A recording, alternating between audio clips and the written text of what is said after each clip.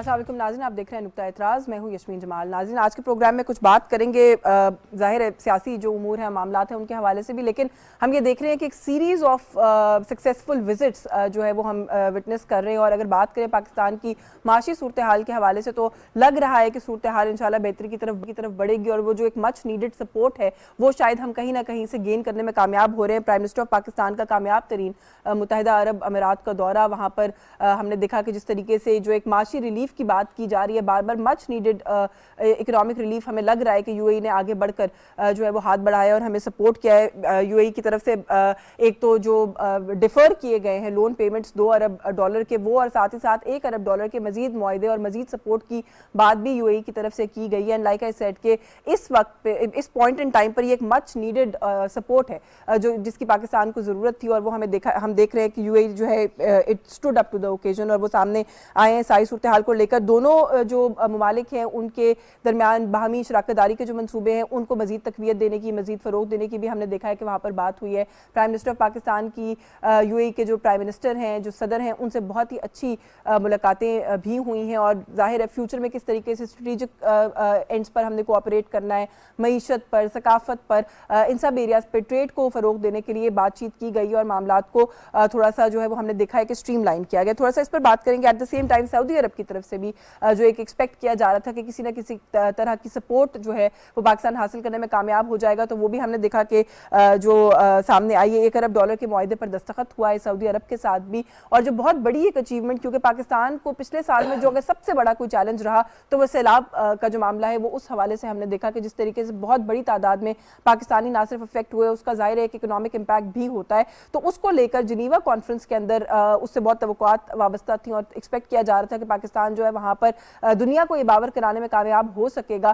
कि पाकिस्तान का अपना कोई कंट्रीब्यूशन नहीं है सारे मामले के अंदर, लेकिन पाकिस्तान रिसीविंग एंड पर, और पाकिस्तान ने जिस तरह की अनप्रेसिडेंटेड डेविस्टेशन फेस की है पिछले साल में, उसकी मिसाल नहीं मिलती और वो पाकिस्तान के साथ अनफेयर है। तो हमने ये देखा कि प्राइम मिनिस्टर ऑफ पाकिस्तान ने एक तो क्लाइमेट जस्टिस की बात करना शुरू की, उसको पुश करना शुरू किया, और फिर with the help of the foreign minister और शेर रहमान साहिबा की बहुत कंट्रीब्यूशन है इस सारे काम के अंदर, हमने देखा कि जिनीवा कॉन्फ्रेंस भी बहुत ज़्यादा सक्सेसफुल हुई और $10 अरब के वादे जो हैं वो किए गए। तो दोस्त ममालिक जो हैं ऑल ऑफ देम, जैसे मैंने पहले कहा कि अभी तक ऐसा लग रहा है कि this stood up to the occasion और पाकिस्तान की मदद को आए हैं। थोड़ा सा बात करेंगे माशी मामलात पर, and eight the same time of course सियासी सूरत हाल पर भी बात करेंगे। पंजाब असेंबली, खैबर पख्तूनख्वा असेंबली की तहलील का मामला जो रुख इख्तियार कर रहा है उस पर भी बात करेंगे। ये सब कुछ हो जाने के बाद मुल्क में क्या किसी किस्म का कोई आईनी क्राइसिस, बहरान हम विटनेस कर सकते हैं, इस पर भी बात करेंगे। ये सारा कुछ, इसको पीडीएम किस तरीके से देखेगी, क्या पीडीएम ओवरऑल पूरे मुल्क में अर्ली इलेक्शंस कॉल करने की पीडीएम लेड गवर्नमेंट जो है वो क्या गौर कर रही है, इस पर कोई बात हो रही है, और अगर ऐसा नहीं हो रहा तो सूरत हाल को कैसे हैंडल किया जाएगा।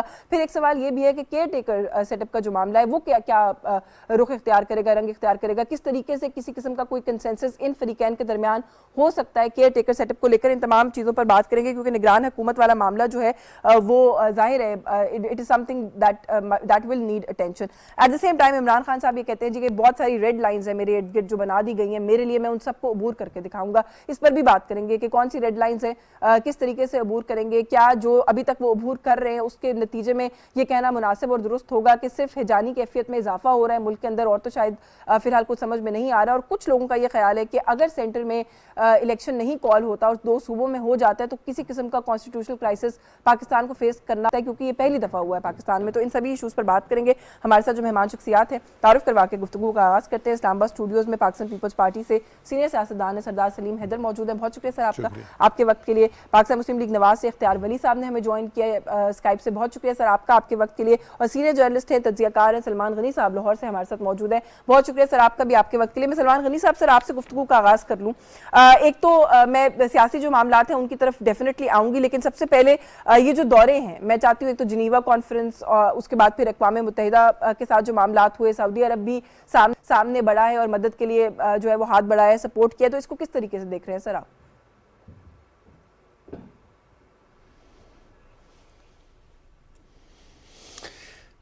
शुक्रिया यशवीन। देख रहे हैं इस हफ्ते में पाकिस्तान की अंदरूनी सूरत हाल से कतई नज़र बैरूनी महाज से हमें अच्छी खबरें आई हैं और ख़ास तौर पे जिनेवा कॉन्फ्रेंस जो है ये पाकिस्तान के अंदर सैलाब से जो होने वाली तबाही और बर्बादी का अमल था वो अकेला पाकिस्तान उसे टैकल नहीं कर सकता था। और यशवीन मैं समझता हूँ इस पर जो बुनियादी रोल अदा किया वो यूएन के सेक्रेटरी जनरल ने किया, जो बर वक्त पाकिस्तान पहुँचे, उन्होंने जाके खुद उस इलाके का दौरा किया। और मुझे याद पड़ता है कि उन्होंने कराची में खड़े होकर प्रेस कॉन्फ्रेंस में कहा था कि अगर मैं खुद यहाँ ना आता तो मैं इस बात पे यकीन नहीं कर सकता था कि यहाँ पर इतनी तबाही हुई है। और उन्होंने दुनिया को कहा था कि ये अकेला पाकिस्तान फेस नहीं कर सकता। और मैं समझता हूँ कि जिनेवा कॉन्फ्रेंस इस हवाले से इम्पोर्टेंट है कि वहाँ पर आलमी मालियाती इदारों ने असल कंट्रीब्यूशन उनका है। फिर आप अमेरिका, फ्रांस, जर्मनी, दीगर ममालिक ने भी एक कंट्रीब्यूशन किया है। ये दरअसल मैं समझता हूँ कौमी यकजहती की अलामत है और एक इज्तिमाई जो तगोदो थी उसका शाखसाना था कि पाकिस्तान पे एतमाद भी किया गया और दुनिया पाकिस्तान के सैलाबज़दा इलाकों और सैलाबज़दगान के साथ खड़ी हुई। जहाँ तक सऊदी अरब और यूएई की विजिट की आपने बात की है, देखिए इनसे हमारे तारीखी रिश्ते हैं और जब भी पाकिस्तान पे कोई कड़ा वक्त आया तो ये लोग पाकिस्तान के साथ खड़े हुए हैं और जब उन पे भी कोई बुरा वक्त आया तो पाकिस्तान में तमाम तर मसलियतों से बालातर होकर उनके साथ खड़े हुए। आपने सऊदी अरब का जिक्र किया तो मुझे याद पड़ता है कि 1979 में जब बलवाइयों ने कब्जा किया था तो पाकिस्तानी फौज वहां पर गई थी और यही वजह है कि पाकिस्तान की मुंतखब क़यादत कोई भी हो या पाकिस्तान का नया सिपा सलार हो तो वही ममालिक का विजिट जरूर करता है। और प्राइम मिनिस्टर शहबाज शरीफ साहब के विजिट से पहले हमारे नए आर्मी चीफ वो सऊदी अरब भी गए, यूएई भी गए और अच्छी खबरें आई हैं। लेकिन यशवीन मैं ये बात जरूर कहूंगा कि बात है कि आज का बड़ा चैलेंज मुआशी चैलेंज है और मुआशी चैलेंज से निपटना सिर्फ हुकूमत की जिम्मेदारी नहीं होती, तमाम पॉलिटिकल पार्टीज की जिम्मेदारी होती है। माजी के अंदर कभी पाकिस्तानी मईशत पे सियासत नहीं हुई, लेकिन बदकिस्मती ये है कि अब पाकिस्तान की मईशत पर सियासत हो रही है और सियासत के जरिए इंतशार पैदा करने की कोशिश हुई है और सियासी इस्तेहकाम जो होता है वो इक्तिसादी इस्तेहकाम का बायस बनता है। मैं समझता हूँ कि गेंद पाकिस्तान की पॉलिटिकल फोर्सेस की कोर्ट में है, उन्हें निविश्ता दीवार पढ़ना चाहिए और खुदा करे कि उनके अंदर भी पाकिस्तानियत का जज्बा पैदा हो। बिल्कुल, आप ये जो बात है इसमें तो कोई दो राय नहीं है कि सियासी इस्तेहकाम नहीं होगा तो माशी इस्तेहकाम में वो कभी भी ट्रांसलेट नहीं हो सकता। सरदार सलीम हैदर साहब, सर ये बड़े ही सक्सेसफुल, जैसे अभी सलमान गनी साहब ने भी कहा कि मुल्क के अंदर जो कुछ भी हो रहा हो लेकिन बैरूनी फ्रंट से अच्छी खबरें आई हैं। पिछला एक हफ्ता अगर हम पूरी जो भी एक एक्टिविटी रही है प्राइम मिनिस्टर उनकी टीम की उसके हवाले से बात करें, एक तनकीद थी पाकिस्तान तहरीक इंसाफ की जानिब से आप लोगों पर कि आप पर कोई एतमाद नहीं करता, दोस्त ममालिक भी आगे नहीं बढ़ रहे, बल्कि ये भी प्रोपेगेंडा किया जाता रहा कि सऊदी अरब ने कहा है कि IMF से पहले मामला ठीक करें, उससे पहले हमसे बात ना करें। लेकिन IMF के बगैर भी हम देख रहे हैं कि काफ़ी जो है वो लोग ताउन कर रहे हैं, तो इस पर क्या कहेंगे सर? बिस्मिल्लाहिर्रहमानिर्रहीम। देखें, गुजारिश ये है कि तहरीक इंसाफ ने जो कहा ये सारा उन्हीं का किया धरा है। इमरान खान साहब ने इस मुल्क को मुल्क के हर सेक्टर को तबाही के दाने पे लेके गए और इसमें कोई दूसरी राय नहीं है कि खान साहब ने बैरूनी महाज पे भी अपनी गैर जिम्मेदारी की वजह से अपने आप को बहुत बड़ा लीडर साबित करने की कोशिश में तमाम हमारे जो दोस्त ममालिक थे उनको नाराज़ किया कि, और ये भी एक अजीबो गरीब मंतक मैंने सुनी कि एक मुल्क का वज़ीर आज़म है और वो ये क्रेडिट ले रहा है कि मैं बैरूनी दौरे नहीं करता। भाई ग्लोबल विलेज है, लोगों के पास तुमने जाना है, किसी से कोई उनकी बात सुनोगे, उनको अपनी बात सुनाओगे तो कोई तुम्हारे तरफ आएगा, तो मकड़ के आपने बैठे हुए। और फिर आते साथ आप देखें ये जो परेशानी इस गवर्नमेंट को रही है इतना टाइम, ये 6-8 महीने इस स्टेज पे आने के लिए, यकीन करें कि ये सारी कारस्तानी जो है वो इमरान खान, लेकिन आप जिसको अकड़ कह रहे हैं वो उसको सेल्फ रिस्पेक्ट कहते हैं। वो कहते हैं जी मैंने तो इस मुल्क की हमारी एक इज्जत नफ्स होनी चाहिए, मुल्क की भी और लोगों की भी, मैंने तो उसको देखिए ये कौन सी सेल्फ रिस्पेक्ट है। आप अगर सऊदीया के पास जाते हैं, आप चाइना के पास जाते हैं, वो आपके पास आते हैं, आप उनसे बात करते हैं, वो आपकी बात सुनते हैं, आप उन्हें अपनी बात सुनाते हैं और इसमें तो कोई ऐसी नहीं है कि कोई आप उनके आगे लेट जाएंगे। जब भी, जैसे अभी आपने सुना कि जब भी हमारे मुल्क पे कोई मुश्किल टाइम आया तो यही वो सारे हमारे दोस्त ममालिक हैं जिन्होंने हमें बेल आउट किया। जैसे सलमान साहब ने कहा जब उन पे आया तो पाकिस्तान जब उनकी ज़रूरत हुई तो हम उनके लिए जो है वो सारा कुछ पूरी दुनिया को छोड़ के उनके सामने उनके लिए हम मैदान में निकले। तो खान साहब ने तो इन सबको नाराज़ किया हुआ था। और ये जो मैं जो बात करना चाह रहा था कि ये 6-8 महीने जो लगे हैं, माशी तौर पे भी हम और ज़्यादा परेशानी की तरफ गए हैं, ये 6-8 महीने उन लोगों को इस चीज़ पे लाने में लगे हैं कि खान साहब ने जो किया हम वो नहीं हैं, हम आपके साथ जो दोस्ती का रिश्ता है उसको निभाना चाहते हैं। और ये 6-8 महीने की मेहनत और फिर बिलावल भुट्टो साहब को मैं इसका क्रेडिट दूंगा कि उन्होंने ये सैलाब के हवाले से जो एक माहौल बनाया, पूरी दुनिया को ये बावर कराया कि ये जो मौसमियाती तब्दीली है, इसका असर जो पाकिस्तान पे आया है, ये सारी पाकिस्तान की वजह से नहीं है, ये दुनिया की वजह से है। आपको इसे ऑन करना पड़ेगा। जो हमारा आधा मुल्क आधे से ज़्यादा सैलाब में डूबा हुआ है, आप लोग इसे अगर जो है ऑन नहीं करेंगे तो ये अकेला पाकिस्तान के बस में नहीं है। और फिर जैसे कहा UN के सेक्रेटरी जनरल, मैं उनको खराज तहसीन पेश करता हूँ कि वो पाकिस्तान में आए, उनको हमारे फॉरेन मिनिस्टर ले के आए, उन्होंने अपनी आंखों से देखा और बड़ा आउट ऑफ द वे जाके, हालांकि एक जायज़ बात थी, उस पर उन्होंने दुनिया को ये बावर कराया कि वाकई पाकिस्तान के साथ जो हो रहा है वो उसकी ज़िम्मेदारी पूरी दुनिया पे आयद होती है। और फिर ये जनीवा कॉन्फ्रेंस मैं समझता हूँ कि एक बहुत बड़ी उम्मीद की किरण आई कि माशी तौर पे जो हमारी सूरत हाल थी, बहुत मुश्किल सूरत हाल थी, और उस पे भी देखें ना, जैसे PTI ने सियासत की कि रोज़ाना की बुनियाद पे उनकी ये ख्वाहिश थी कि मुल्क डिफ़ॉल्ट हो जाए।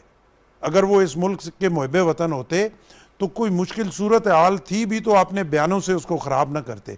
उन्होंने जानबूझ के रोज़ाना की बुनियाद पे ऐसी बातें की कि जो इन्वेस्टर हैं उनका एतमाद उठ जाए, लोग अपने पैसे जो है वो इकट्ठे करने शुरू कर दें, और जो यहाँ पे तकड़े लोग हैं वो अपना काम बंद कर दें, वो बैठ जाएं। और मुल्क पहले भी असद उमर साहब ने कहा कि डिफॉल्ट हो नहीं रहा, हो गया, ये बता नहीं रहे। उन्होंने, उनकी पूरी कोशिश है कि मुल्क डिफॉल्ट हो, और ये आज की जो सूरत हाल है, यकीन करें ये सिर्फ और सिर्फ PTI की वजह से है। अच्छा, मैं इख्तियार वली साहब को गुफ्तगू में शामिल कर लूं। सर, ये जो कुछ अभी, एक तो दौरे पर मैं चाहती हूँ अपनी राय आप जरूर दीजिएगा, जो दौरे हुए हैं सक्सेसफुल, और जो प्लेजेस अभी तक सामने आए हैं, पाकिस्तान की इस वक्त जो माशी सूरत हाल है, खासतौर पर ये जो एक डिफॉल्ट का खतरा बार बार कहा जाता है कि सर पर मंडला रहा है, आप समझते हैं कि हमने उसके लिए एक क्वेश्चन, एक स्पेस क्रिएट कर लिया है, जितनी भी अभी तक सपोर्ट हमें मिली है? और वही जो सवाल मैंने सरदार साहब से भी किया था कि क्या कहेंगे मुखालफिन को, वो तो ये कहा करते थे कि आप पर कोई एतबार करने को तैयार नहीं है अब। Thank you very much Yashveen. इस तरह है कि ये जो आज से तकरीबन कोई 8 माह कबल हमने ये हुकूमत संभाली थी ना, मैं आपके शो में पहले भी ये बात बता चुका हूँ कि हमने एक डूबते हुए पाकिस्तान को बचाने के लिए अपनी पॉलिटिकल कॉस्ट पे करते हुए हमने अपना सारी जो हमारी पॉलिटिकल कंट्रीब्यूशन थी, जो हमारा ग्राफ था, जो हमारा फेम था, उसको हमने स्टेक पे डाल के हमने इन चीजों को लिया है।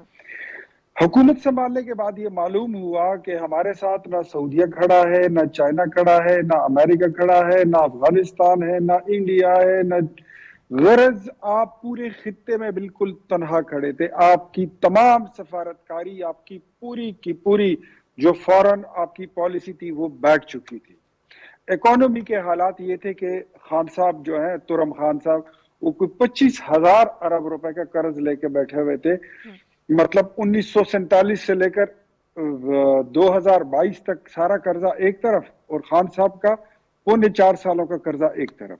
मईशत का पट्टा बैठा दिया, फॉरेन पॉलिसी आपकी गारत कर दी, इंटीरियर में आपके मुल्क में बेरोजगारी बढ़ने लगी, आपके मुल्क में आपकी जो पेट्रोल है वो महंगा, जो गैस है वो महंगी, जो बिजली है वो महंगी। अनएम्प्लॉयमेंट जो है, पाकिस्तान ब्यूरो ऑफ स्टेटिस्टिक के मुताबिक इमरान खान के हुकूमत में तकरीबन कोई 2.5 करोड़ लोग अपनी नौकरियों और अपने काम काज और कारोबार से वो हाथ धो बैठे थे। तकरीबन इतने ही लोग, जो इनका वादा था ना कि हम 50 लाख घर बना के देंगे, तकरीबन 2 करोड़ लोग जो हैं वो अपने घरों से बेघर और बेदखल हो गए थे। शायद वो किराए का घर लेकर या पता नहीं कहाँ वो शिफ्ट हुए, लेकिन अपने घरों से वो बेदखल हो गए थे। अब ये जो शहबाज शरीफ साहब कर रहे हैं ना, आप यकीन करें कि आज नहीं, लोगों को समझ इतनी जल्दी नहीं आती। कुछ अरसा बाद वो उसका शेर मुझे याद आ रहा है, बड़ा अच्छा एक शेर है कि मुझ पे तहकीक मेरे बात करेगी दुनिया, मुझ पे तहकीक मेरे बात करेगी दुनिया, मुझको समझेंगे मेरे बात जमाने वाले। तो आज जो शहबाज शरीफ साहब कर रहे हैं, जो सऊदीया से, चाइना से, UAE से उनको जो इमदाद हम मिल रही है, और पाकिस्तान की इकोनॉमी को जो स्टेबिलिटी मिल रही है, मेरे ख्याल में this is something more than, ये कंट्रीब्यूशन नहीं है, ये सिर्फ खिदमत नहीं है, मोर देन खिदमत है। और पाकिस्तान को वो मईशत जो डूब रही थी, जिसको अगर वो बच भी रही हो तो उसको डुबोने के लिए रोज इमरान खान एक पत्थर उठा के उस कश्ती में फेंकते हैं कि ये डूब जाए। असद उमर साहब के बकौल के डिफॉल्ट हो नहीं रहा, डिफॉल्ट हम कर चुके हैं। डिफॉल्ट जिस मुल्क का हो जाता है, असद उमर साहब पता नहीं आप कहाँ के इकोनॉमिस्ट हैं, आपने वो एग्रो केमिकल्स को भी डुबो दिया था, लेकिन इतना जरूर समझे कि जहां डिफॉल्ट हो जाता है वहां मुल्क टुकड़े टुकड़े हो जाता है, वहां मुल्क तकसीम हो जाता है, वहां खाना जंगी होती है, वहां आप इतने 2 दर्जन माइकों के सामने खड़े होकर फिर प्रेस टॉक्स नहीं कर सकते। ऐसे मुल्क में फिर आप अपने शीशों वाले घरों में आप फिर नहीं रह सकते, फिर आपके आगे पीछे जो गार्ड्स होते हैं ये नहीं होते, आपके अपने गार्ड्स आपके कातिल बन जाते हैं। जब डिफॉल्ट होता है फिर आपकी गाड़ी में पेट्रोल नहीं होता, जब डिफॉल्ट होता है फिर आप अपने बैंक से पैसे नहीं निकाल सकते, जब डिफॉल्ट होता है तो अस्पताल बंद हो जाते हैं, दवाइयां नापैद हो जाती है, अदालतों को ताले लग जाते हैं। डिफॉल्ट होता है तो आम लोग उठकर जैसे लोगों को फिर कत्लेआम पे उतर आते हैं। तो अल्हम्दुलिल्लाह पाकिस्तान कोई सूरत हाल अल्हम्दुलिल्लाह नहीं नजर आती है पाकिस्तान में। नहीं सरदार साहब इंशाल्लाह होगी भी नहीं। वो ना वो जाहिर है वो अपनी तरफ से एक डायरेक्शन बार बार सेट करने की अपने सपोर्टर्स के लिए कोशिश करते हुए दिखाई दे रहे हैं। लेकिन थोड़ा सा बात करते हैं सियासी सूरत हाल पर भी, क्योंकि यहाँ पर भी मुसलसल एक डिबेट होती रही हमारे प्रोग्राम्स के अंदर भी कि खान साहब कह रहे हैं करेंगे नहीं, लेकिन अब हम ये देख रहे हैं कि तहलील की तरफ बात चली गई है 2 सूबों की, और ये सारी जो सिचुएशन है। सलमान गनी साहब, सर आपने अपनी गुफ्तगू में कहा कि माशी इस्तेहकाम के लिए सियासी इस्तेहकाम बहुत जरूरी है। इस्तेहकाम सर किस तरीके से आएगा? ये जो इस वक्त एक एक्सपेरिमेंट, मैं तो इसके लिए लफ्ज इस्तेमाल करूंगी, करने की कोशिश हो रही है मुल्क में, इसके नतीजे में आप क्या सियासी मंजरनामा बनता हुआ देखते हैं मुस्तकबिल में? क्योंकि पाकिस्तान में हमने पहले ये कभी विटनेस नहीं किया कि 2 सूबे तहलील हो जाए, मरकज पता नहीं तहलील होता है कि नहीं होता, इस चीज के ऊपर अभी कोई क्लैरिटी नहीं है। अगर ऐसा होता है तो क्या सूरत हाल बनेगी सर?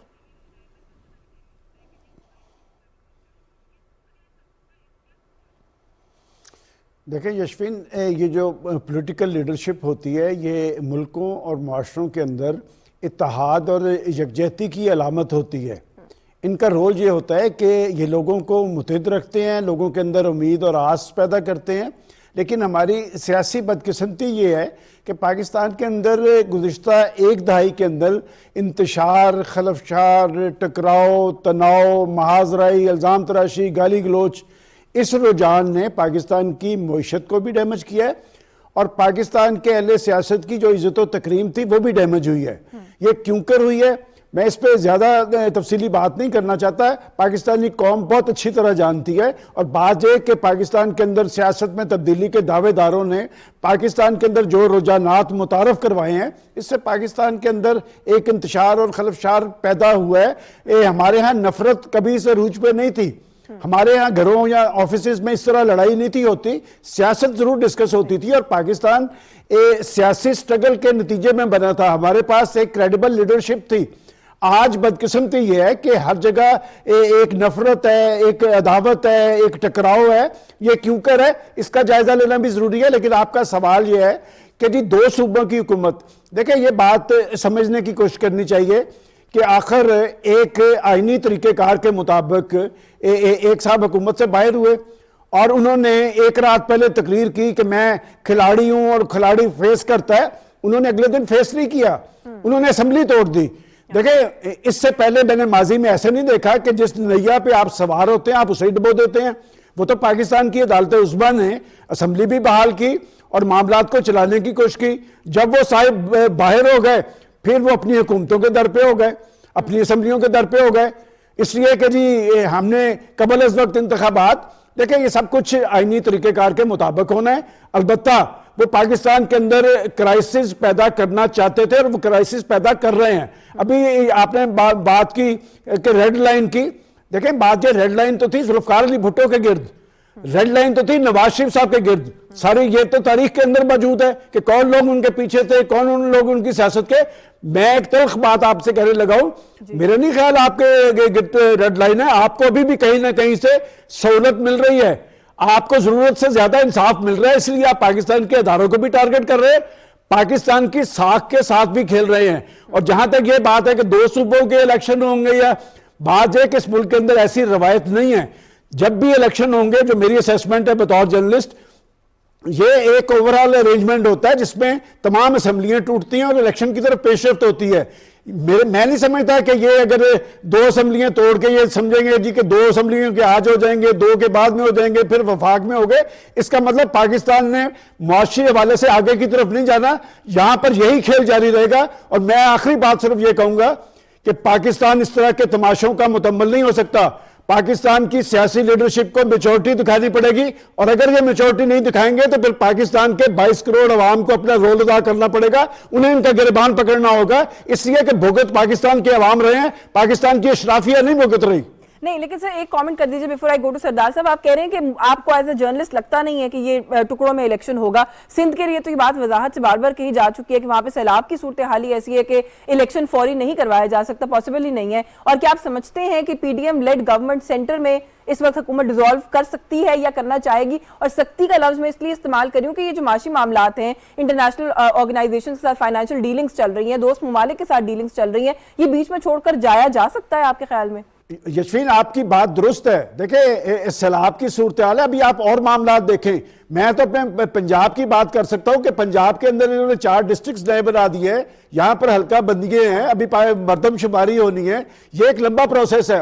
और आपका इलेक्शन कमीशन कह चुका है कि हम ये सारा अमल जो है ये अप्रैल के आखिर तक मरदमशुमारी होगी, उसके बाद हल्का बंदियां होगी, और ये सब कुछ किसी एक शख्स की मर्जी से नहीं होना। कोई शख्स पाकिस्तान के अंदर रियासत से बालातर नहीं है।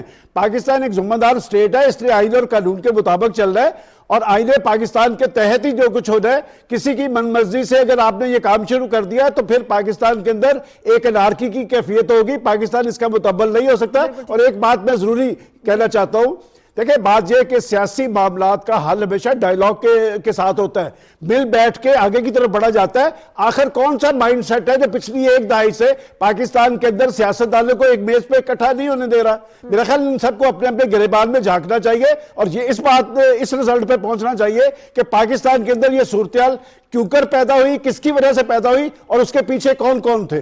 बिल्कुल ठीक है। अच्छा सरदार साहब, ये जो सारी सूरत हाल इस वक्त है, जो बात अभी सलमान कर रहे हैं, ये तो प्रैक्टिकली क्या डूएबल है? सबसे पहले तो जैसे भी उन्होंने कहा कि 4 नए अजला वाला मामला, पंजाब की अगर हम बात कर लें, सिंध की अगर हम बात करें, अगर हम अर्ली इलेक्शंस पूरे मुल्क के लिए जूम कर लें और बात करें, सैलाब वाला मामला, डीलिमिटेशन, सेंसस का इशू, मरदमशुमारी वाला मसला अभी किसी तरफ हमने देखा है कि वो नहीं पहुंचा, किस तरीके से होगा सर? और फिर यही वाला इलेक्शन कमीशन खान साहब ने मान जाना है? ये भी एक सवाल है। सही, बड़ी ज़बरदस्त बात आपने की इलेक्शन कमीशन के हवाले से कि खान साहब पहले तो बिल्कुल तोपों के रुख रखा हुआ था चीफ इलेक्शन कमिश्नर की तरफ, और अभी कह रहे हैं कि तीन महीने में इलेक्शन करा दें। खान साहब के लिए तो खैर ये मामूली बात है, वो जो बात करते हैं उनका ट्रैक रिकॉर्ड यही है। मैं पीटीआई वाले से पूछता भी हूँ कि कोई मुझे एक ऐसी बात तो बता दें जो खान साहब ने कही हो, फिर दूसरे दिन उससे हटे। लेकिन अभी तो स्टैंड नहीं कर गए सर, यही एक प्रेडिक्शन चल रही थी कि नहीं करेंगे। क्या स्टैंड कर गए हैं? स्टैंड इलेक्शन कमीशन के हवाले से आपने कहा, खुद ही उसको कहते रहे, अभी खुद ही उसके कह रहे हैं कि इलेक्शन कराएं। और ये जो स्टैंड वो कर गए हैं ना, उन्हें प्रॉब्लम ये हुआ है कि जो जिनीवा कॉन्फ्रेंस हुई है बड़ी कामयाब, उसके बाद प्राइम मिनिस्टर साहब के जो दौरे हैं, उससे ये उम्मीद आना शुरू हो गई है कि मुल्क के लिए बेहतरी शुरू हो जाएगी, इकानमी बेहतर हो जाएगी, मुल्क में महंगाई बेहतरी की तरफ चली जाएगी, नीचे आ जाएगी, हालात बेहतर हो जाएंगे, तो उसका क्रेडिट पीडीएम की गवर्नमेंट को चला जाएगा। तो जैसे ही उन्होंने ये देखा तो फौरी से उन्हें जो है इसके अलावा कोई चारा नहीं नजर आया, क्योंकि उन्होंने तो नेशनल इंटरेस्ट तो उनके आगे है कोई नहीं, उनके आगे तो बस ये है कि मैं कुर्सी पे बैठूं, चाहे बाकी कुछ रहे ना रहे, उससे मुझे सरोकार नहीं है, मैं प्राइम मिनिस्टर की चेयर पे बैठूं। तो वो जल्दी में उन्होंने ये सारा कुछ कर दिया। जो हालात हैं, जैसे सुलेमान गनी साहब ने कहा, एक तो इलेक्शन कमीशन के हवाले से डिजिटल मरदमशुमारी शुरू हो चुकी है, और पॉलिटिकल पार्टीज सारी ने ये लिख के दिए हुआ है कि नई मरदमशुमारी के बाद जो है वो इलेक्शन होंगे बम्मा पीटीआई के, तो आईनी तौर पे वो मुमकिन नहीं है किसी तरह। दूसरी जो मैं बात करना चाहता हूँ कि इकानमी की जो सूरत हाल है, खान साहब ढोल पीटते रहे, उनकी सारी पार्टी पीटती रही कि मुल्क डिफॉल्ट हो रहा है। अब अगर उसको बेहतरी की तरफ पीडीएम की ये गवर्नमेंट लेके जा रही है, तो आप ये तवक्को कर सकते हैं कि निगरान गवर्नमेंट आए, सारी चीज़ें फिर धड़म से नीचे आ जाएं और मुल्क फिर उस स्टेज पे चला जाए जहां से फिर इसको संभालना मुश्किल हो जाए। देखें ना, इसके अंदर एडीबी, यूरोपियन यूनियन, फ्रांस, पूरी दुनिया के ममालिक और ऑर्गेनाइजेशंस हैं, कौन डील करेगा? कोई। देखें, आप पिछले जो आपकी निगरान गवर्नमेंट्स आती रही, उनके वो टर्न्योर्स उठा के देखें और उसमें देखें कि मुल्क की सूरत हाल क्या हुई, चीजें क्या बेहतरी की तरफ गई या चीजें नीचे की तरफ। सवाल अब यहाँ पर यह ना कि वो क्या करेंगे, क्या करना चाहते हैं, उनको कुर्सी चाहिए, आप जो भी उसके रीजन देते रहे, उन्होंने कुछ करना था जो वो कर गुजरे हैं, आप क्या करेंगे? अब जवाब में सवाल देखिए, हमने क्या करना है, करना तो आपके सामने है इलेक्शन कमीशन। क्योंकि देखिए, तहलील का जो मामला है उसको तो गैर आईनी नहीं करार दिया जा सकता, हम उससे पॉलिटिकली डिसएग्री कर सकते हैं। तहलील हो गई, तहलील हो गई, उसके बाद निगरान गवर्नमेंट पे कोई डेडलॉक पैदा होता है या कोई कंसेंसस हो जाता है, वो अगले 2-3 दिन में नजर आ जाएगा। उसके बाद की जो सूरत हाल है, इलेक्शन कराना है इलेक्शन कमीशन ने, और इलेक्शन कमीशन बताएगा क्या वो इस पोजीशन में है कि वो इलेक्शन करा सकते हैं। दूसरा ये है कि आईनी तौर पे इलेक्शन मुमकिन नहीं है। ये जो हल्का बंदियां हैं, पिछली दफ़ा जो इस पे मरदमशुमारी का आर्जी रिजल्ट था, उस पे आर्जी हुआ कि वन टाइम इलेक्शन, वो जो अमेंडमेंट पेश हुई है नेशनल असम्बली में वो वन टाइम के लिए है, और परमानेंट रिजल्ट के बाद फिर परमानेंट उस पे जो है वो होगा और फिर वो अगली मरदमशुमारी तक इलेक्शन। लेकिन एक सवाल, आपने कहा कि इलेक्शन कमीशन बताएगा वो तैयार है कि नहीं है। इलेक्शन कमीशन के लिए अब तो बाइंडिंग नहीं हो गया सर? नहीं, कॉन्स्टिट्यूशन अगर हम बात करें तो तहलील अगर आईनी तरीके से हुई है तहलील तो हो फिर गई, binding लेकिन हो गया ना? आईनी तौर पे देखे ना जो अमेंडमेंट पेश हुई है नेशनल असम्बली में वो वन टाइम इलेक्शन पे है, वन टाइम इलेक्शन हो चुके हैं। अब जब तक नई कंसेंसस ना हो उस वक्त तक नई हल्का बंदी ना हो, नए इलेक्शन हो नहीं सकते। उनको आईनी कवर हासिल ही नहीं है। ये जो पिछली हल्का बंदी है ये वन टाइम के लिए थी। पूरे मुल्क में अर्ली इलेक्शन की कॉल देने का सोचा जा सकता है सिंस आप लोगों की देखिए इत्तेहादी हुकूमत पूरे है? इलेक्शन में मैं जो बात आपको समझाने की कोशिश कर रहा हूं कि पूरे मुल्क में अर्ली इलेक्शन हो नहीं सकते, कि कानूनी तौर पे उन्हें वो कवर हासिल नहीं है। नेशनल असम्बली में जो हुई थी वो वन टाइम के लिए हुई थी। आपको नई हल्का बंदी हर हालत में करनी पड़ेगी, उसके बाद आपको इलेक्शन कराना पड़ेंगे, उससे पहले इलेक्शन मुमकिन नहीं है। तो ये इस वक्त तो फिर एक वो है एक वो उसकी सिचुएशन में चला जाएगा पंजाब भी, जिसका अब इस वक्त कोई समझ नहीं आएगी फिर मामला के, क्योंकि 7 डेज तक तो आईनी तौर पे ये है ना रह सकते हैं परवेज इलाही साहब, लेकिन उसके बाद फिर क्या होगा? आईनी तौर पे आपका ये है ना, देखें कि कंसेंसस हुआ, नई हल्का बंदी हुई, अगले कंसेंसस तक जो है उसी हल्का बंदी पे ये इलेक्शन सब कुछ 90 दिन में हो सकता है? अभी तो मुमकिन नहीं है ना। वैसे जो कानून है तो पिछली दफा जो हुआ आपका जो पिछली मरदमशुमारी थी उसका रिजल्ट नहीं आया था, उस पे आर्जी हल्का बंदी की गई और वहां पे जो कानून साजी की गई उसमें लिखा गया कि ये आर्जी हल्का बंदी है वन टाइम के लिए। ठीक है, ठीक है। अच्छा इख्तियार वली साहब, सर ये जो वो है तफसीलात है उन पर भी आपसे बात करती हूँ, लेकिन सबसे पहले ये जरूर कहिएगा, फवाद चौधरी साहब ये कहते हैं कि जी उम्मीद नहीं थी इन लोगों को, हमने सरप्राइज दिया और ऐसा दिया जो हमेशा याद रहेगा आप लोगों को। नहीं जी, फवाद चौधरी साहब की क्या ही बात है, वो तो हर रोज सरप्राइज देते हैं। मैं इनको बताता हूँ कि आपका और आपके लीडर का काम ही सरप्राइज देना होता है कि हम जी 50 लाख घर बनाएंगे, वो हमारे लिए एक सरप्राइज था। आपने बोला था हम 1 करोड़ नौकरियां लाकर देंगे, वो हमारे लिए एक सरप्राइज था। आपने बोला कि हम गवर्नर हाउसेस को बुलडोज करेंगे, वो एक सरप्राइज था। पीएम हाउस में नहीं जाऊंगा, वो एक सरप्राइज था। साइकिल पर बैठ के वजीर आजम हाउस जाऊंगा, आपके लीडर का यही कहना था, वो एक सरप्राइज था। और फिर ये कहना कि जी इतनी गैस निकल रही है समंदर से और इतना खजाना हमारे हाथ लग गया कि पाकिस्तान में आपको मजदूर नहीं मिलेगा, आपको बाहर मुल्कों से मजदूर बुलाने पड़ेंगे, वो एक सरप्राइज था। और फिर आपने बोला था कि मैं कोई प्रोटोकॉल नहीं लूंगा, वो एक सरप्राइज था। और फिर इन सबसे बड़ा सरप्राइज ये था जब आपने एक एक करके अपने सारे वादों से यू टर्न ले लिया। इससे बड़ा और क्या सरप्राइज होगा?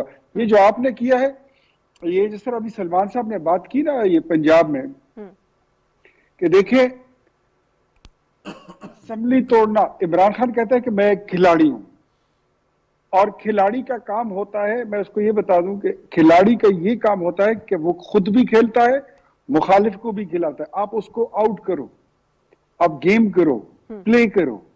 आपका तो मोटो ही यही है कि ना खेलेंगे और ना खेलने देंगे। आप तो इस तरस पे जा रहे हो। आपने जो पंजाब की असेंबली डिसॉल्व कर दी है, और आपको पता है कि इसके बाद क्या होगा? ये तो अब देखना होगा कि जो काउंसिल ऑफ कॉमन इंटरेस्ट का उसका वो है उसकी डिसीजंस पड़ी हुई हैं कि जब तक नई मरदमशुमारी नहीं होती इलेक्शन नहीं होगा। मुल्क की इकोनॉमी इस वक्त टॉप प्रायोरिटी पर है। इस डूबती मईशत में जब मईशत इतनी कमजोर और खराब हो, इसमें मुल्क इलेक्शन का मुतामिल नहीं हो सकता, इसमें इलेक्शन नहीं हो सकते। ऐसे हालात में आपको सस्टेनेबिलिटी लाना होगी अपनी, और कंसिस्टेंसी लाना होगी अपनी पॉलिसीज में। जो शहबाज शरीफ साहब जिनेवा में जा रहे हैं, सऊदीया जा रहे हैं, चाइना जा रहे हैं, ये यूएई जा रहे हैं, और दूसरे मुल्कों में जितना वो गए हैं, वो क्या कर रहे हैं? वो पाकिस्तान की पॉलिसीज लोगों को बता रहे हैं कि अब वो जो किराए के लोग आए थे या वो जो मेहमान अदाकार आए थे, उनकी हुकूमत खत्म हो गई है। अब जिम्मेदार लोग जो इस मुल्क के वली वारिस हैं उनकी हुकूमत है और यही सियासी जमातें जो पीडीएम में शामिल है, ये इस मुल्क की वली वारिस है और इसके रखवाले हैं।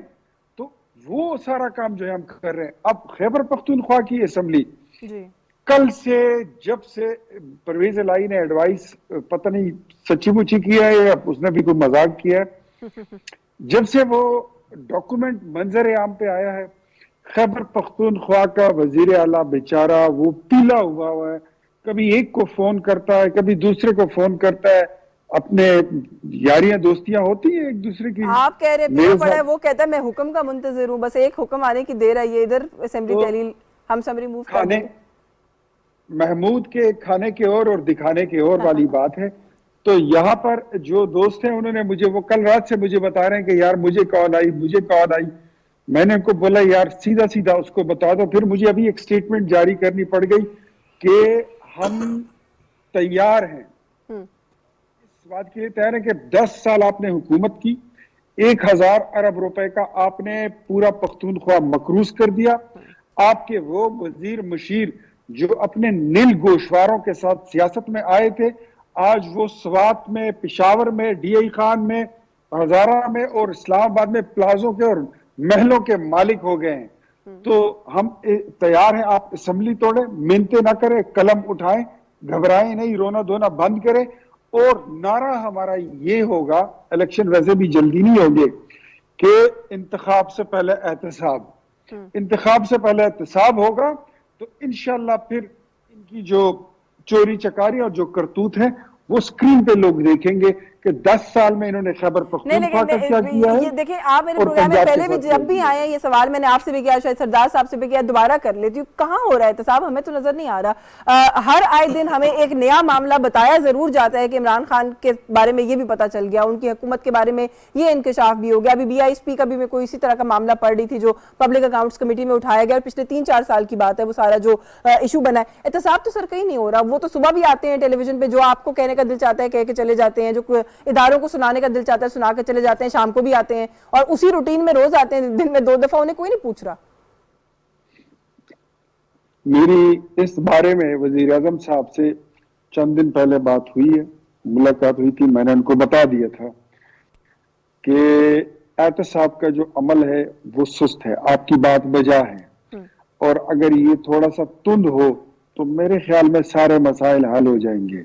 यहाँ पर आज क्या बल्कि कल रात तक, परसों तक भी यहाँ पे चोरियां हुई हैं। गंदम को पता नहीं कहां कहां ब्लैक किया जाता है, उसकी जखीरा अंदोजी की जाती है, लोगों को रोटी महंगी करके दे दी है, 30 रुपए की रोटी हो गई है।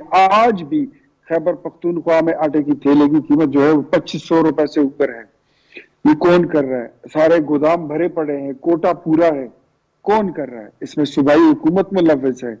WFO के नाम पे पता नहीं अफगानिस्तान इन्होंने कितना माल बाहर भिजवाया, कितनी स्मगलिंग इन्होंने की है। ये तो सारे स्मगलर्स हैं, सारे माफिया हैं, कोई आटे का स्मगलर, कोई लकड़ी का स्मगलर।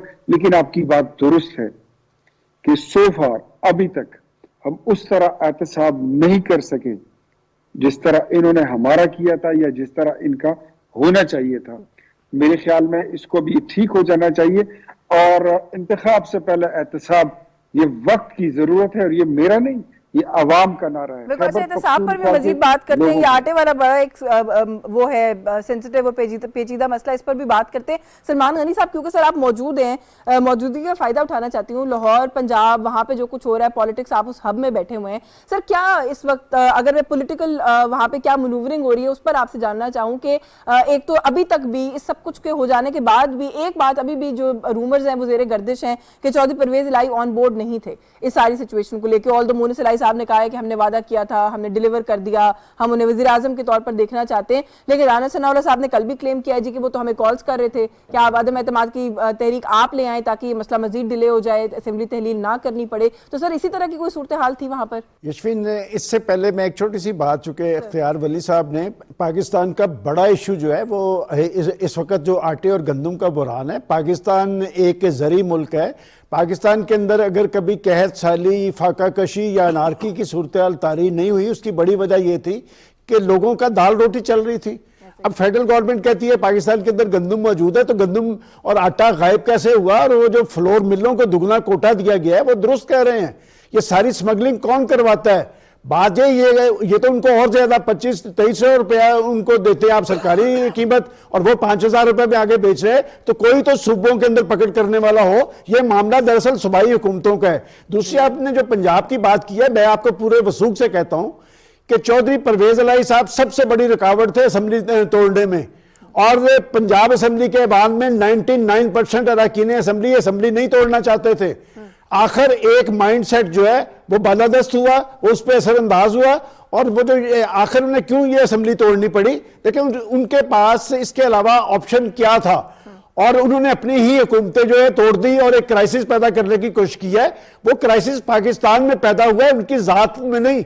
और अभी जब बात की जा रही थी साहब की, बात यह कि पाकिस्तान के अंदर बड़े बड़े प्राइम मिनिस्टर जो है उनके साथ आपने ऐसा इंसाफ किया कि किसी को आपने फांसी पर चढ़ा दिया, किसी को आपने जिला वतन होने पर मजबूर किया, किसी को बेटे से तनख्वाह ना लेने के जुर्म में आपने नाअहल कर दिया, और सारा इंसाफ आप एक ही शख्स को देते चले जा रहे हैं। मेरा ख्याल ऐसे नहीं होना चाहिए। मैं वो आदमी हूं जिसने स्ट्रगल की हुई है पाकिस्तान में अदलिया की हाकमियत पे, चीफ जस्टिस की बहाली पे। तो मेरा ख्याल है पाकिस्तान की अदालतों को भी सोचना चाहिए। पाकिस्तान की अदालतों की एक इज्जत और तकरीम है, सबके साथ इंसाफ होना चाहिए। देखिए, नवाज शरीफ को जब नाअहल किया गया तो सहूलतकार कौन था? सबको पता है कौन था। इसके खिलाफ तो कोई सहूलतकार नहीं है, और सारा कुछ मौजूद है। पाकिस्तान के अदारों को जिस तरह इस शख्स ने डैमेज किया वो सबको पता है। पाकिस्तान के सिक्योरिटी अदारों को डैमेज किया है, पाकिस्तान के इलेक्शन कमीशन को गालियां दी जाती रही, लेकिन उसके खिलाफ कोई चीज हरकत में नहीं आती। और जहां तक पंजाब की सूरत है, मैं अब भी समझता हूं कि यहां पर भी क्राइसिस रहेगा। इसलिए रहेगा कि वो माइंडसेट तो यहां मौजूद है कि यहां पर निगरान हुकूमत कैसे बनेगी।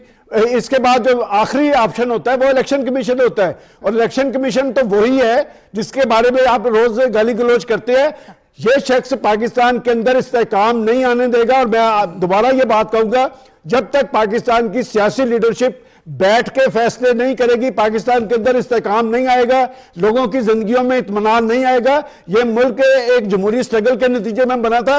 जमहूरियत तब मजबूत होगी जब सियासतदान अपने तर्ज अमल पे नजरसानी करेंगे, अपने गिरबान में मुंह डालेंगे। लोग तो आके इनको वोट दे देते हैं। क्या पंजाब जैसा सूबा 12 करोड़ अवाम ने इन्हें इसलिए वोट दिया था कि आके एक शख्स एक लाइन लिख के असेंबली तोड़ दे? उसने वजह भी बयान नहीं की। और फिर उसके बाद पाकिस्तान मुस्लिम लीग नून की बात की है, कोई कोर्ट में नहीं गया। मैं आपको मिसाल दे रहा हूं कि आपके वफाक में असेंबली तोड़ी थी तो अदालत उस्मान ने बहाल की। इसी पंजाब के अंदर मंजूर भट्टू ने असेंबली तोड़ी थी तो अदलिया ने बहाल की थी। बलोचिस्तान के अंदर असेंबली आपने बदनीति की बुनियाद पे तोड़ी थी, वहां से बहाल हुई है। तो मेरा ख्याल है इन्हें कोर्ट में जरूर जाना चाहिए था। क्यों नहीं जा रहे? हो सकता है यह भी कोई तयशुदा अमल हो, लेकिन इससे मैं नहीं समझता कि आने वाले वक्त में कोई इस्तेहकाम से हम किनार होने जा रहे हैं। इंतशार और बढ़ेगा। इंतशार आप कह रहे हैं और बढ़ेगा। सरदार साहब, ये जो बार बार बात करें सलमान गनी साहब डायलॉग की, बैठे हैं, जब तक सियासी की आदत बैठेगी नहीं, ये जो इतने सारे डेडलॉक्स हैं ये नहीं खुल सकते, ये मामला आगे नहीं बढ़ सकते। एक तो है कि आप सब लोग बैठे जो कि आप लोग वैसे भी मोर और लेस साथी हैं, लेकिन दूसरा है कि आप मुखालिफ पार्टी के साथ बैठे। तो कोई ऐसी सूरत आपको इस सारी सूरत हाल में दिखाई देती है? वो जो करना चाह रहे थे अपनी मन मर्जी, वो तो वो करते चले जा रहे हैं। दोबारा अप्रोच आपको नहीं लगता डायलॉग के लिए उनको भी करना चाहिए? क्योंकि कुछ लोगों की अब ये राय है कि अगर वो अपनी ईगो की नजर कर रहे हैं बहुत सारी चीजों को, तो शायद इत्तेहादी हुकूमत के अंदर जो इत्तेहादी जमातें हैं वो भी अपनी ईगो की नजर कर रही हैं बहुत सारे मामलात को। देखें, ऐसी बात नहीं है जैसे सलमान गनी साहब ने कहा, बिल्कुल इसके अलावा कोई हल ही नहीं है। डायलॉग ही सबसे बेहतर रास्ता होता है। और अगर आप इस मुल्क से मुहब्बे वतन हैं तो अपनी ज़ाती मफाद को छोड़ के आप लीडरशिप में से हैं, आप अवाम के नुमाइंदा हैं, आपको इकट्ठा बैठना चाहिए और मुल्क के लिए सोचना चाहिए। लेकिन बदकिस्मती की बात यह है कि पिछले कुछ टाइम से पाकिस्तान में एक ऐसी सियासत मुतारफ़ करा दी गई है कि जिसमें गाली गलोच के अलावा कोई चीज़ ही नहीं है। हर हवाले से आप देखें, नौजवान नस्ल को तबाह कर दिया गया, वो डिबेट की एक पावर जो थी उसको ख़त्म कर दिया गया कि आप जो ज़बान इस्तेमाल की है उन्होंने सारे मामले के बाद, वो अजीबो गरीब किस्म की इस्तिलाहात, चुन्नू मुन्नू, सरप्राइज, पता नहीं क्या क्या वो लफ्ज़ इस्तेमाल करते हैं। एब्सोल्युटली। तो हम अगर जो ये 13 पार्टीज़ हैं ये बैठने की कोशिश भी करें तो आपका एक बंदा ऐसा हमारे पे मुसल्लत हो गया है कि जो असम्बली में जब प्राइम मिनिस्टर था उस वक्त वो कहता था इंडिया के प्राइम मिनिस्टर से बात कर लूँगा, इनसे जो अपने पाकिस्तानी हैं इनसे बात नहीं करूँगा। तो मेरा ख्याल है फिर इसके अलावा कोई हल नहीं है कि इन खान साहब से जो तरीका भी हो इस मुल्क की जान छुड़ा दी जाए। उसके अलावा ना ये मुल्क बेहतर हो सकता है, ना कोई डायलॉग हो सकता है, ना कोई माशरे में पॉजिटिव बात हो सकती है, और ना मुल्क बेहतरी की तरफ लीगली जा गवर्नमेंट सकता है। उनके साथ डील नहीं कर रही।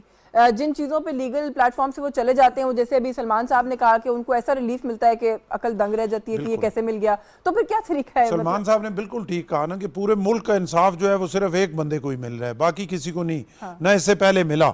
बहुत ज़बरदस्त बात उन्हें की कि प्राइम मिनिस्टर को जो है आपने हैंग कर दिया, और उस प्राइम मिनिस्टर को कर दिया कि जो एक मेरा ख्याल है सदियों बाद ऐसे लीडर किसी कौम को मिलते हैं, उसके साथ आपने ये सलूक किया। दूसरे बेचारे ने अगर एटमी धमाके किए तो उसको इस पे मजबूर कर दिया कि मुल्क छोड़ दो, और वो अगर वो खुदा ना खास्ता मुल्क ना छोड़ता तो उसका अंजाम भी वही होता जो एक पहले प्राइम मिनिस्टर का हुआ था। और अब एक बंदा है कि किसी इदारे को नहीं बख्शता, सुबह शाम उसने जो है हर इदारे को चौक पे खड़ा किया हुआ है, और ऐसी ऐसी बातें कर रहा है कि जो सुनने के काबिल वो भी अभी नहीं है। इस और एक्टिविटी से पहले भी बार-बार एस्टैब्लिशमेंट को ब्लेम कर रहे थे कि वो अभी भी न्यूट्रल नहीं है, वो इनकी मदद कर रही है। देखिए वो तो न्यूट्रल तब होंगे ना जब इनको लेके आए, जिस तरह पहले इनको लेके आए थे, इस मुल्क का प्राइम मिनिस्टर बनाया, कहाँ से उनको उठाया और उठा के फिर प्राइम मिनिस्टरशिप तक लेके गए, वो वाला वो अमल करेंगे तो वो न्यूट्रल होंगे, वो वाला अमल नहीं करेंगे तो वो न्यूट्रल नहीं होंगे। जब तक उनके हक में और मेरा ख्याल है एस्टेब्लिशमेंट को भी आप सोचना चाहिए कि ये जो एक तजर्बा मुतारिफ हुआ है पाकिस्तान में, उस तजर्बे की वजह से जो मुल्क का हालत हो गई है, मेरा ख्याल है उसके सारे जिम्मेदार हैं। बात का सिलसिला अनफॉर्चुनेटली जारी है। मैं यही तो कह रही हूँ कि जो अभी भी हो रहा है ये तजर्बा ही है, तजर्बा ही है कि और दो अगर सूबे ये अगर आप तहलील करके बैठ जाएंगे तो ये तजर्बा होगा इस मुल्क के तजर्बा। साथ, इन माशी सूरत हाल के अंदर। देखिए उन्होंने तो करना है, उन्होंने इसके ये उनके पास आखिरी ऑप्शन था। इन दो असम्बलियों को तोड़ने के बाद अब कोई चीज़ बची नहीं है। और मैं अख्तियार वली साहब की बात से बिल्कुल, वो कहते हैं एहतसाब का अमल सुस्त है, सुस्त नहीं, एहतसाब का अमल है ही कोई नहीं हमारी इस गवर्नमेंट में, और ये बड़ी मैं समझता हूँ मायूस कुन बात है। खान साहब के एक नहीं ढेरों उनकी चीज़ें जो है वो हमारे सामने हैं, लेकिन हम अपने आप को ये साबित करने के लिए कि जी हम इंतकाम नहीं, हम ये कौन सा इंतकाम है। देखें अगर किसी ने कोई चोरी की हुई है, कोई दो नंबरी की हुई है, कोई गड़बड़ की हुई है, तो उसकी तहकीक क्यों नहीं होनी चाहिए उनको। मैं तो ये समझता हूँ कि हमारी गवर्नमेंट की कमज़ोरी है। खान साहब को तो 5 महीने पहले अडयाला जेल में होना चाहिए था, और अगर एक दफ़ा वो अडयाला जेल चले गए मुल्क के सारे हालात ठीक हो जाएंगे। और ये मुल्क के जो हालात की खराबी है और ठीक हो नहीं रहे, मैं समझता हूँ हम खुद इसके जिम्मेदार हैं, हमें ये स्टेप जरूर लेना पड़ेगा, और इसमें कोई इंतकामी कार्रवाई वाली बात नहीं है। आप इत्तेफाक करते हैं कि इंतखाब से पहले एहतसाब, मैं 100% इनसे इत्तेफाक करता हूँ, इसके अलावा कोई ऑप्शन ही नहीं है। इख्तियार वली साहब, एहतसाब का अमल सुस्त है, वो सारा मामला चले, आपका पॉइंट ऑफ व्यू मैंने ले लिया, मैं खुद भी यही राय रखती हूँ, इसीलिए ये सवाल किया मैंने आपसे। लेकिन अभी ये जो बात सलमान साहब ने कही है, पंजाब में ये सारा कुछ सर आप लोगों की नजरों के सामने होता रहा। आप लोगों ने, राना साहब ने कहा है कि चौधरी परवेज इलाही ने फोन करके हमें पैगामात पहुंचाए कि आप अदम एतमाद की तहरीक ले आए, इस मसले को रोक दें। मैं कहती हूँ अगर ये वो पैगाम ना भी पहुंचाते, आपको नहीं लगता कि सियासी रेजिस्टेंस आप लोगों को कोई देनी चाहिए थी? अगर वहां पर सियासी रेजिस्टेंस नहीं दी तो अब जो कुछ हुआ है इसको आप किसी लीगल प्लेटफॉर्म पे चैलेंज नहीं कर रहे, बिल्कुल खामोशी है। देखिए कुछ इन्होंने पॉलिसी बनाई होगी, उस पर आज मियां नवाज शरीफ की कोई स्टेटमेंट आपने देखी भी होगी, टीवी पे चल भी रही थी। उसमें पार्लिमानी कमेटी का अपना एक किरदार था, राना सनाउल्लाह साहब अपनी जगह पे उसको लीड कर रहे थे। कहाँ पे क्या कुताही हुई वो पार्टी के अंदर हम उसको देख रहे हैं, वो भी आपके सामने लाएंगे। लेकिन पंजाब में जितनी खुली छूट हमारे ये 10 महीने या 8 महीने के इक़्तिदार में इनको मिली रही, मेरे ख्याल में ये हमने अपने इख्तियारात का इस्तेमाल नहीं किया, या हमने अपनी जिम्मेदारी शायद वहां नहीं निभाई। वफाकी हुकूमत का काम होता है कि ये मतलब इस तरह खुली छुट्टी ना दे के 18वीं आईनी तरमीम के बाद सूबों की जिम्मेदारी जो वो मर्जी वो करते रहे। आपने देख लिया कि सूबों की हालत क्या हो जाती है। अपनी रिट वहां पे कायम करनी चाहिए थी, क्योंकि फरा गोगी के केस सामने आने के बाद, फिर उस्मान बुज़दार की स्टोरियां खुलने के बाद, ये जितना मतलब जितनी करप्शन हुई है डिप्टी कमिश्नर के लेवल तक, उनकी पोस्टिंग असिस्टेंट कमिश्नर और थानों की पोस्टिंग तक उसमें माल बनाया गया। तो इन चीजों को मेरे ख्याल में उठाना चाहिए था, और इसमें जो जो रोल इन्वॉल्व थे उनको बिहाइंड द बार भेजना चाहिए था एक एक करके। तो ये बड़ा जरूरी था। अब अगर इसकी कंपेयर करें जो इमरान खान का दौर था वो तो खैर एक फाशिस्ट हुकूमत थी, लेकिन राना सनाउल्लाह पर 16 किलो हीरोइन का केस डाल दिया गया था। ख्वाजा साद रफीक को 2 साल जेल में रखा गया था, मरियम को जेल में रखा गया था, नवाज शरीफ को जेल में डाला गया, इकामे पे डिस्क्वालीफाई कर दिया। क्यों? और हम देखते ही रह गए। लेकिन मेरे ख्याल में हम इस मामले में कि इनका एहतसाब हो, इनसे बासपुरस हो, इनसे सवाल पूछा जाए कि ये करप्शन आपने क्यों की, ये सूबे को क्यों, इस मुल्क को क्यों आपने इतना नुकसान पहुंचाया, इसमें हम फेल हैं। मैं मानता हूं, मैं इस बात की तस्दीक करता हूं कि ये जिम्मेदारी हम सही तरीके से नहीं निभा ये आपसे सके। आप लोग नहीं कर सके। बिल्कुल ठीक है, मैं वक्त थोड़ा सा महदूद है, मैं एक कमेंट जरूर लेना चाहती हूँ सलमान गनी साहब से। जो मेरे ख्याल में सबसे ज्यादा जरूरी काम जो था वो यही था। बिल्कुल और ठीक अभी है। मैं आपको बताऊं कि जी। मतलब खैबर पख्तूनख्वा हो गया, यहाँ पर जो 1 बिलियन ट्री का प्रोजेक्ट था उसके 25% दरख्त मौके पर मौजूद है, 75% नहीं है।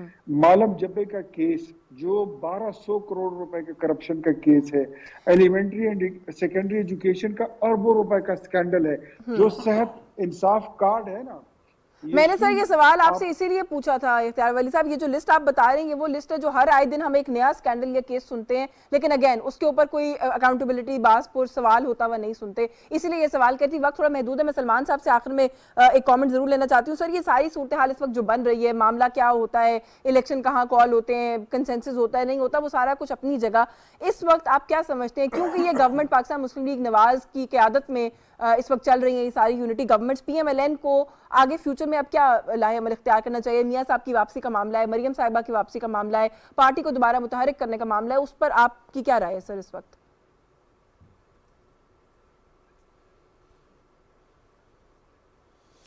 देखिए यशवीन, मेरा ख्याल सबसे वैलिड क्वेश्चन यही है कि पंजाब पाकिस्तान मुस्लिम लीग नून की सियासत का महवर था। आज से 8 माह पहले इनकी टिकट चलती थी। आखिर क्या वजह है कि सूरत यहाँ पर आके खड़ी हुई कि उनका पंजाब प्रेसिडेंट, वफाकी वजीर दाखिला, मैं नहीं कह रहा, उनका पार्टी लीडर उनसे पूछ रहा है कि आपने मुझे बताया था कि आपके साथ लोग हैं, तो वो लोग कहाँ गए?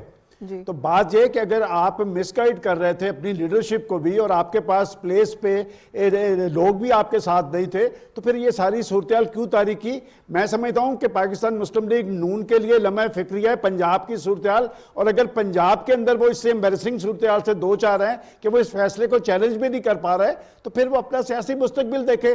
कल के मैं समझता हूं कि चौधरी परवेज इलाही ने जो एतमाद का वोट लिया है, उससे पाकिस्तान मुस्लिम लीग नून को बड़ा सियासी दचका लगा है, और इस सियासी दचके से क्या वो सबक हासिल कर पाते हैं ये देखना पड़ेगा। ये time is going to tell. बहुत शुक्रिया आपका सलमान गनी साहब, आपके वक्त के लिए सर। बहुत शुक्रिया सरदार सलीम हैदर साहब, आप तशरीफ लाए, आपने वक्त दिया। इख्तियार वली साहब बहुत शुक्रिया सर आपका भी, आपके वक्त के लिए कि जो आजकल की कुछ पॉलिटिकल डेवलपमेंट्स हैं उन पर तफसील से बात की जाए। प्रोग्राम नुक्ता इतराज से आज के लिए बस यही कुछ। यशवीन जमाल को इजाजत दीजिए, अल्लाह हाफिज़।